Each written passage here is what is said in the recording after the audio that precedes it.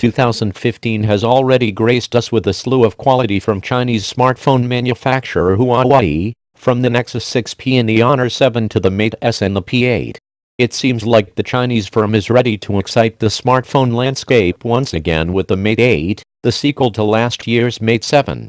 Much like with the Mate 7 before it, the most striking aspect of the Mate 8 is its gargantuan 6-inch, 1920x1080 resolution display.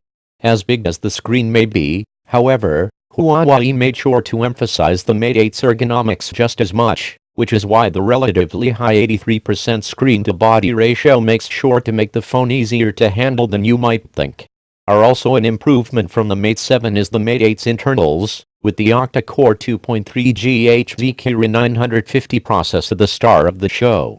Offering a 100% performance boost over the Kirin 930 processor found in the Mate 7, the Kirin 950 brings with it an i5 coprocessor, which will handle speech recognition, reduced location-based power consumption, and low-power MP3 consumption, among other tasks a typical processor would normally need to handle.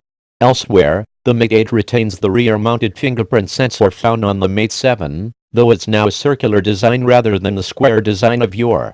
In addition, the Mate 8 seems to incorporate more aluminum into its DNA, with the 2.5D curved glass front panel making sure those side swipes feel more natural. Finally, the Mate 8 runs Huawei's EMUI 4.0, the company's own flavor of Android 6.0 Marshmallow. Unfortunately, Huawei left out several other key specifications, such as the resolutions of the front and rear cameras and the amount of internal memory, among other key details.